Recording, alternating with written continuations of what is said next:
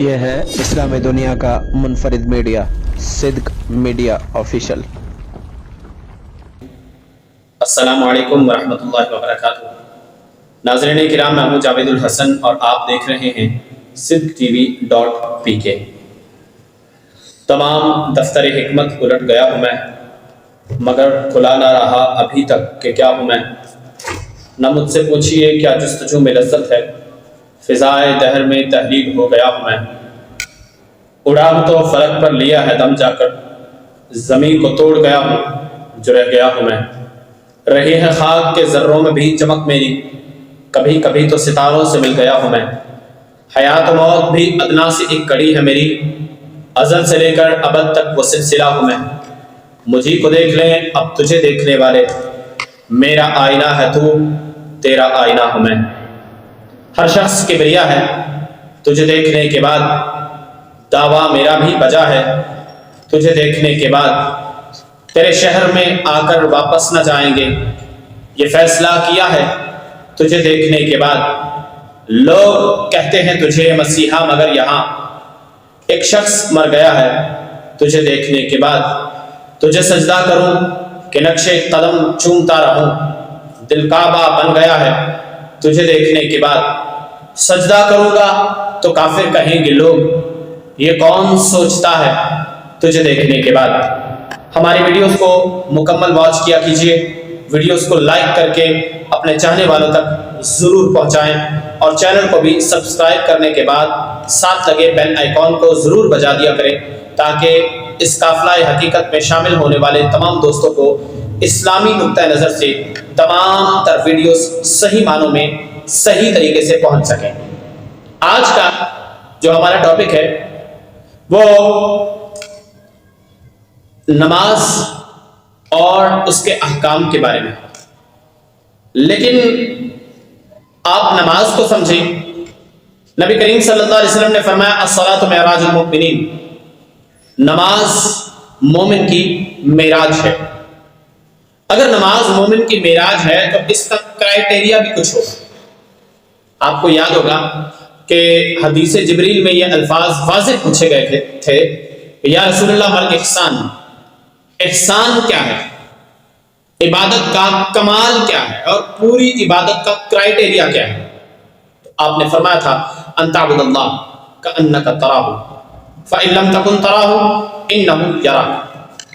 عقیدہ توحید میں ہم نے یہ بات واضح کی تھی کہ یہ کہ تو اگر اللہ کی عبادت کر رہا ہو کأنک تراہ، تو تیرا حال یہ ہو کہ تو اس کو دیکھ رہا ہے۔ اندر طرف یار کئی بار گئے ہم آپ ہی تھے جس کے طلبگار گئے ہم۔ یہ سمجھنے والی بات ہے نا، اندر طلب یار کئی بار گئے ہم آپ ہی تھے جس کے طلبگار گئے ہم۔ یہ بات سمجھنے والی ہے کہ آپ اگر عبادت کر رہے ہیں تو آپ کا نظریہ نہیں، آپ کی حالت یہ ہو کہ کأنک تراہ، تم اپنے رب کو دیکھ رہے ہو۔ فإن لم تکن تراہ انہ یراک، اگر تم اسے نہیں دیکھ سکتے تو کم سے کم یہ یقین رکھو کہ وہ تمہیں دیکھ رہا ہے۔ یہاں دو چیزوں کا ذکر کیا گیا۔ پہلا کہ کأنک تراہ، یہ عبادت کا سب سے اول ترین درجہ ہے، یہ سب سے اول درجہ ہے۔ اور سب سے آخری درجہ کیا ہے؟ فإن لم تکن تراہ انہ یراک، اگر تم اسے نہیں دیکھ سکتے تو کم سے کم یہ یقین رکھو کہ وہ تمہیں دیکھ رہا ہے۔ آج ہماری نماز کا حال یہ ہے کہ ہم تو نہ اس نظریے سے کھڑے رہتے ہیں، نہ ہی ہماری یہ حالت ہوتی ہے کہ ہم اس کو دیکھ رہے ہیں، اور نہ ہی ہماری یہ حالت ہوتی ہے کہ وہ ہمیں دیکھ رہا ہے۔ یعنی نماز جو معراج تھی، جو اس کا کرائٹیریا تھا، جو اس کی اسپیسیفیکیشن تھی، ہم اس پر پورا نہیں اتر سکے۔ لیکن پھر بھی ہم یہ مانتے ہیں، ہم یہ سمجھتے ہیں کہ ہم اہدنا الصراط المستقیم کہہ رہے ہیں نا۔ دنیا کائنات میں لاکھوں لوگ اہدنا الصراط المستقیم کہہ رہے ہیں، ہو سکتا ہے کوئی ایسا اس کا برگزیدہ بندہ ہو کہ جس کے اہدنا الصراط المستقیم کہنے کے وجہ سے ہماری نماز بھی قبول ہو جائے اور ہماری دعا بھی قبول ہو جائے۔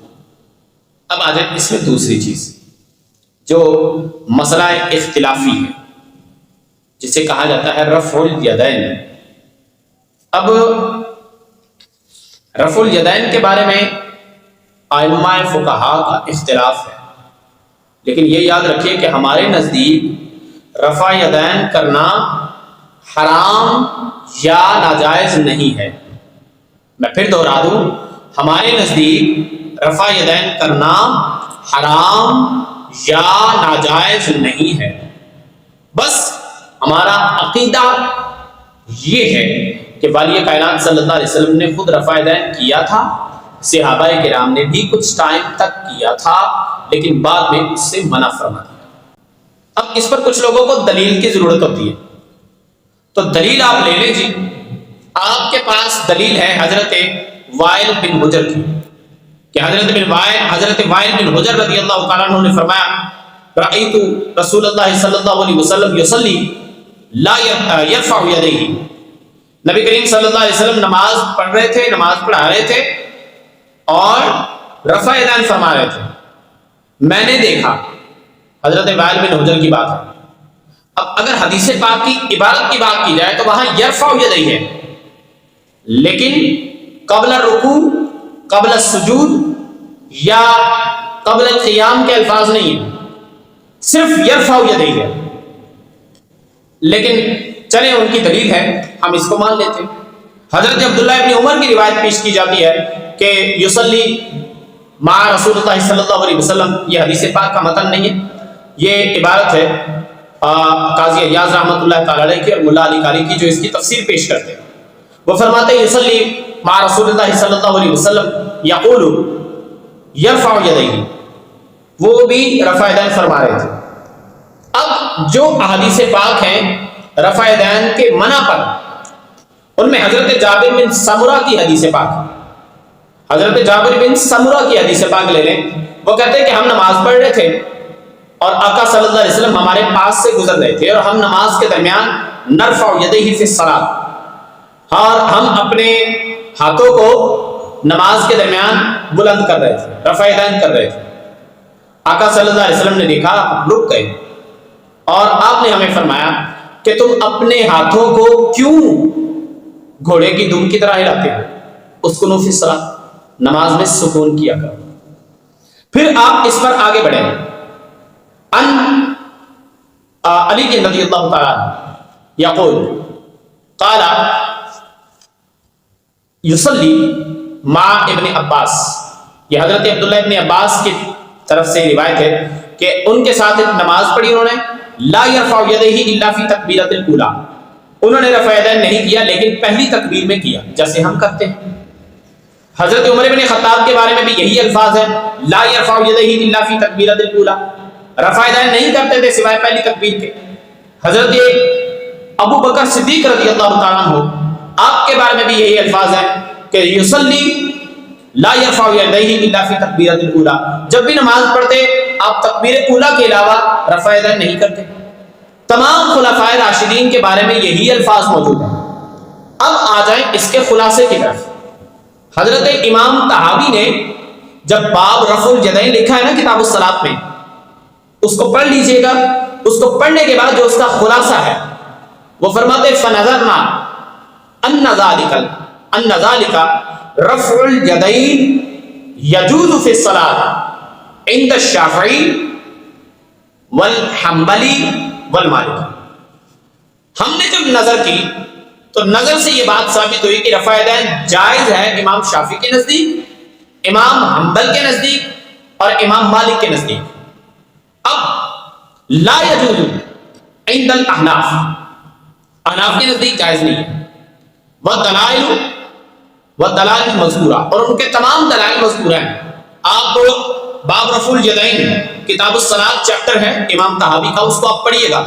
امام طحاوی کا دراصل بیان کرنے کا انداز یہ ہے کہ جو راجح موقف ہوتا ہے، جس موقف کو ترجیح ہوتی ہے، اس موقف کو وہ آخر میں بیان کرتے ہیں، اور پہلے ائمہ ثلاثہ کے موقف کو بیان کرنے کے بعد آخر میں وہ ایک نتیجہ نکالتے ہیں، اور اس نتیجے میں انہوں نے الفاظ کہے کہ ان رأى الواعل مرة واحدة يرفع يديه، اگر تو حضرت وائل بن حجر نے نبی کریم صلی اللہ علیہ وسلم کو ایک بار رفع یدین کرتے ہوئے دیکھا، تو پھر حضرت عبداللہ ابن مسعود نے 50 بار دیکھا کہ سرکار پاک صلی اللہ علیہ وسلم رفع یدین نہیں کرتے تھے۔ اب اس چیز میں لوگوں کو نہ الجھائیں، دلیل سے بات کرنی تو پھر علماء کے سامنے آئے نا، آپ کو سمجھ آئے کہ کہاں کیا چیز ہے اور کہاں نہیں ہے۔ لوگوں کو الجھانے سے، کبھی جیلم اکیڈمی سے تو کبھی ٹی وی چینل سے اور کبھی کہیں سے کبھی کہیں سے، یہ لوگ تو وہ ہیں جو اسلامی نظریات کی سینس نہیں رکھتے، یہ صرف بندے کی سینس رکھتے ہیں کہ کون سا بندہ کس کی ٹیوب ٹاپ اچھی ہے، کون سا اچھا بندہ ہے جو صاف ستھرا ہو کے رہتا ہے، جس کے پاس پیسہ بہت ہے، اس کی بات کو مانا جائے۔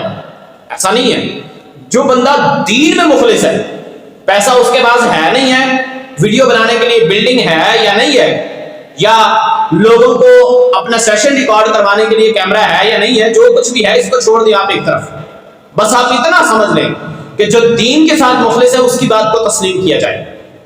تو یہ حاصل کلام ہے آج کی ویڈیو کا کہ نماز کے احکام میں رفع یدین اختلافی مسئلہ پایا جاتا ہے، لیکن عند الاحناف، میں بار بار یہ لفظ بول رہا ہوں، عند الاحناف، یہ عند الاحناف جو ہے رفع یدین کرنا ناجائز نہیں ہے،